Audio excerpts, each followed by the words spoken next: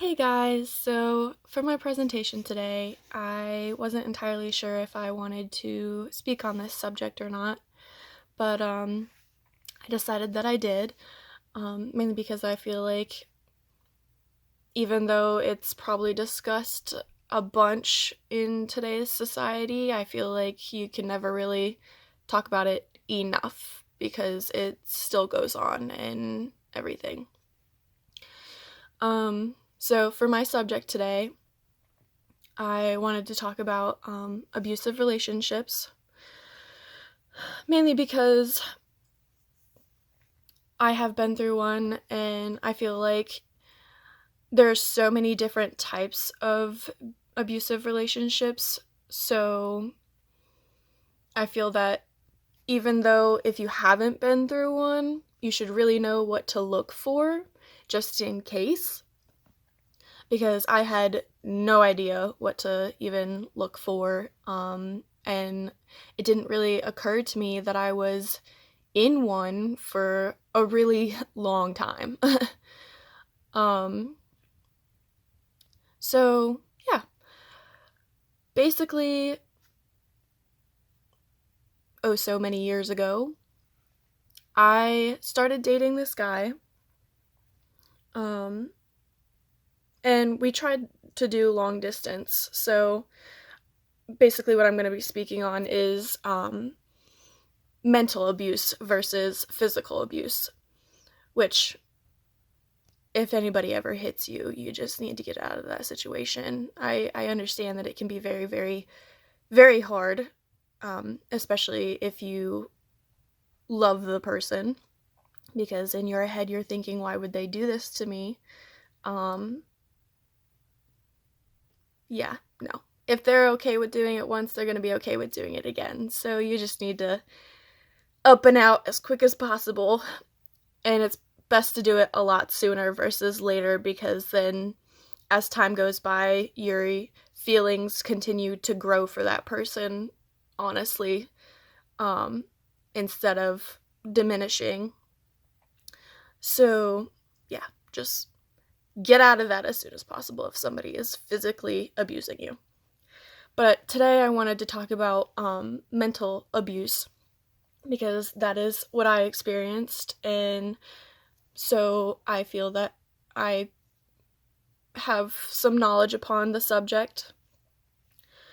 But anyways, I dated this guy many years ago, and the first 3 months of the relationship were really great. Um, he called me his princess, and everything was like any normal. Well, I guess normal's different compared to each person and how they want to deal with their relationships. But for me, it was normal. Um, we talked all the time, called each other all the time. Um, we were very, very into each other's lives, very a part of each other's lives. Um, well, 6 months ago, or not 6 months, 3 months go by into the relationship, still fairly new. Um, and I get a random text message from a number I don't know saying, I need to talk to you about somebody you know. And I'm like, okay, who? Like, I don't even know who you are to begin with. So, how do you know who I know? Like, who are we even talking about? Who is talking to me? Like, I was very much confused. Like, beyond confused. I had no idea how this person got my number. Nothing. So, of course, like any other person that gets random phone calls and text messages from numbers they don't know, they tend to get curious and want to figure things out. Um, so I asked her, I figured out that it was a girl. I asked her who she was talking about, who she needed to talk to me about, who she was. Turns out her name Actually, I'll use different names for this. Not that I really would think that any of you guys would know who I'm talking about, but just for privacy's sake, we'll go with Becky. That's a fun name. So Becky told me that she needed to talk to me about the guy that I was dating, which we'll call him Nick, even though that's not really his name. So she messaged me and was like, I really need to talk to you about Nick. And I was like, okay. Now, mind you, him and I were only together for 3 months, so not very many people really knew that we were together other than my closest friends. Like, my parents didn't even know we were together yet because I wasn't quite comfortable or really in the spot to feel that I needed to tell them that I was dating somebody. Not necessarily because I didn't want to, but just because I kind of felt like the relationship was so new that it could really go down the drain at any second. Not that I really think like that all the time, but you never know. Like, so I was just kind of like really testing the waters and wanting to make sure that everything was going to work out before I really brought him around my family. But anyways, she messaged me, need to talk to you about Nick, and I was like, okay, what about him? She was like, yeah, so like, you've been dating him for 3 months, and I've been dating him for 3 years. So I was like, what? Like, how did I miss this? Like, why would somebody that's been dating someone for 3 years decide to go out and find somebody and not even, like, tell them that they're cheating on their other partner? Like, if you find somebody that's okay with you cheating on their other partner, then whatever. Like, that's your own problem. But I'm not okay with knowing that I was the other girl that you were cheating on with somebody else. Like, that's not okay with me. Because that's not only hurting my feelings, that's hurting somebody else's feelings. And you're the only one that's, like, really winning in the situation. That's not right. So, anyways, figured that out. I talked to him about it.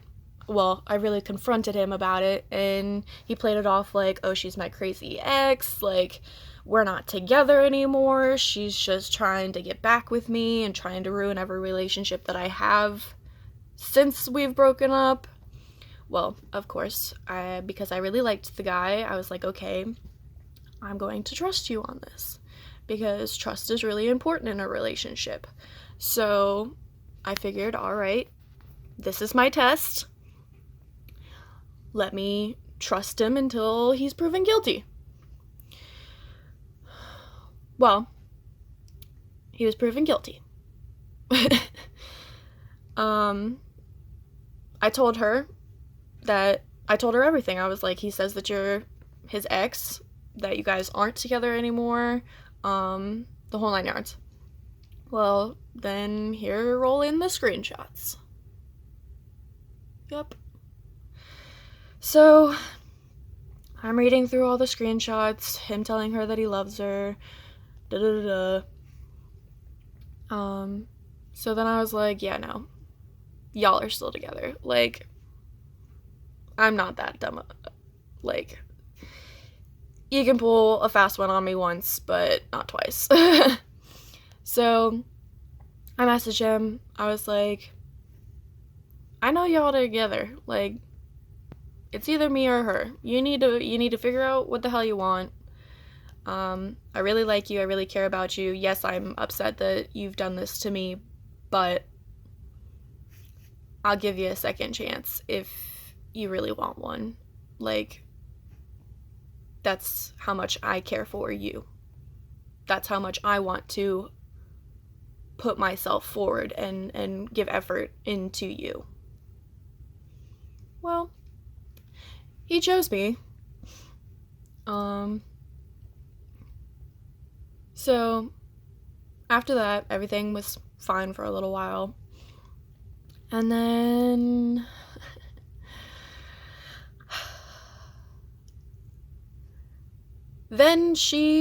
Becky, started messing with his account information that I guess he gave to her at some point during their relationship. Like some video game or something. World of Warcraft. That's what it was. World of Warcraft. She was messing with his stuff on World of Warcraft. And, like, I don't have a problem if people play video games. Like, hey, entertain yourself in your own time. Like, I don't care.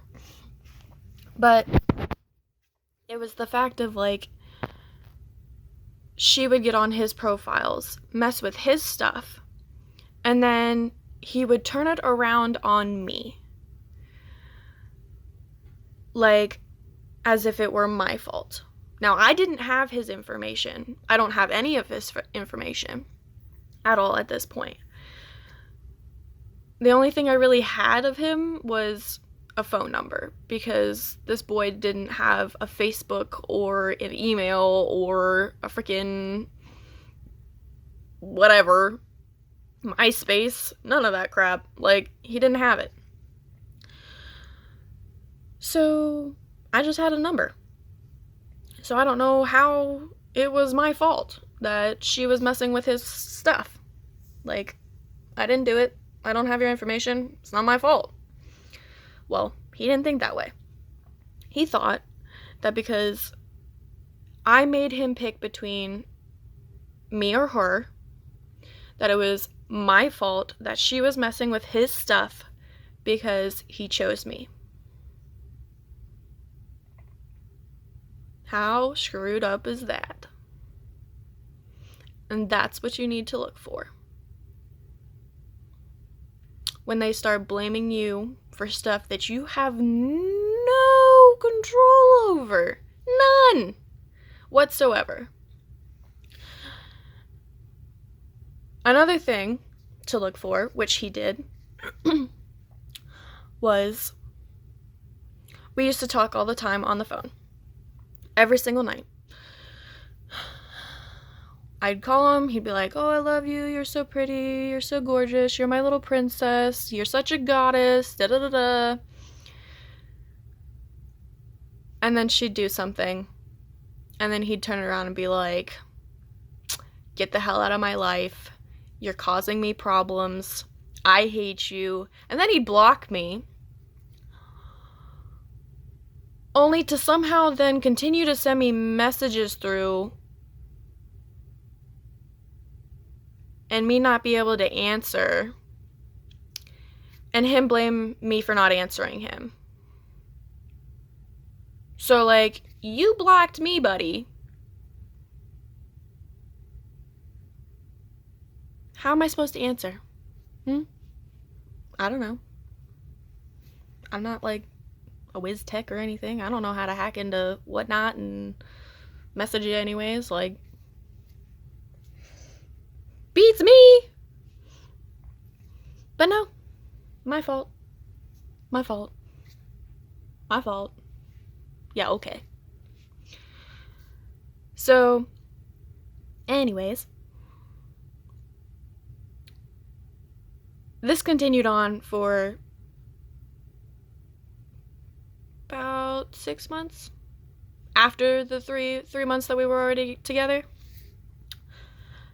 Well, it got so bad to a point where every single night he would say something was my fault, and then I would go to bed crying because he would literally make me feel like it was my fault, to the point that I was actually starting to believe him that it was my fault. And that's where it becomes mental abuse, because he is changing, he, she, whoever. I'm not gonna, like, be like all men are pigs, because that's not true. I'm actually in a really good relationship right now that I very much am happy with. But, no. This went on for 6 months, and they distort the way that you think about yourself so much to the point that you start to believe the things that they're saying about you. That is not okay. When you start believing the mean words that they're saying to you, that's when it's mental abuse. Mental abuse. That's when you need to leave.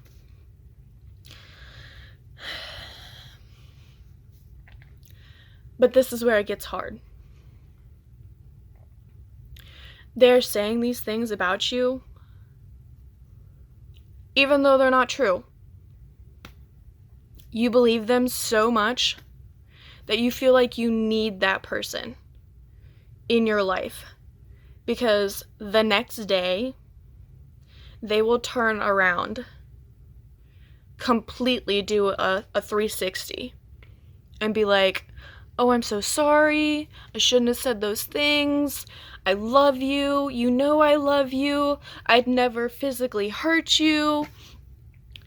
In some cases, some people do, but in my case, no, thank goodness. You're the love of my life, I don't want to be with anybody else, you're my soulmate. So your little heart inside goes, oh, okay, they're sorry, it's fine, it's okay, I guess I can live with it, it's fine, they said sorry. No. Every single night for 6 months, I cried myself to sleep.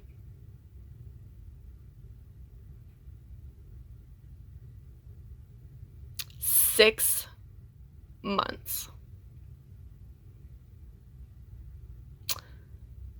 Every single night. That's not fun. That actually really distorts the way that you think about yourself and the way that you even think of life.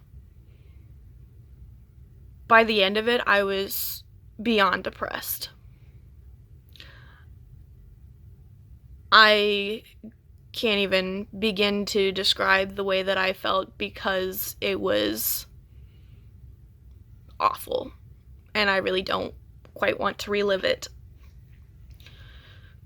even through a memory. Like, that's how awful. And I feel that I can kind of speak on this subject in this way, saying that it is a horrible thing to go through, because I have been through worse. I'm not going to go through that, mainly because it was too recent and not quite ready to talk about that. But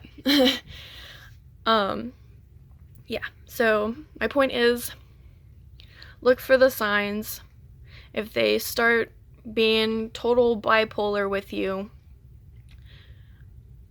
freaking out about stuff you don't have control over, get out of the relationship. I went 6 months crying myself to sleep every single night. It took a lie for me to get out of it. I tried to break up with him once, threatened to kill himself. So I told him I was grounded. And then I didn't speak to him for 3 years. I tried to keep an eye on him because he said that he would kill himself. So I wanted to make sure he wouldn't, but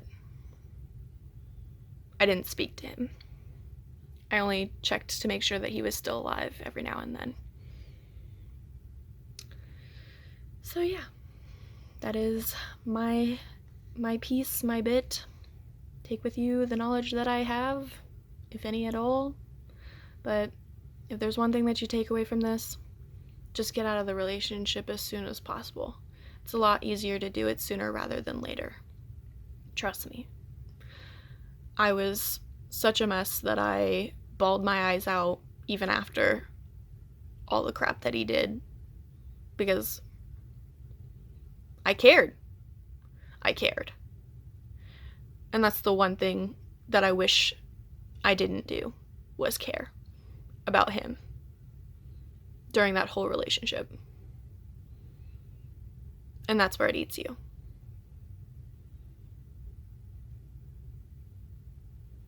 So, stay groovy, my friends. Life's okay. It'll get better. No matter what you're going through. If you're not happy now, it's not the end.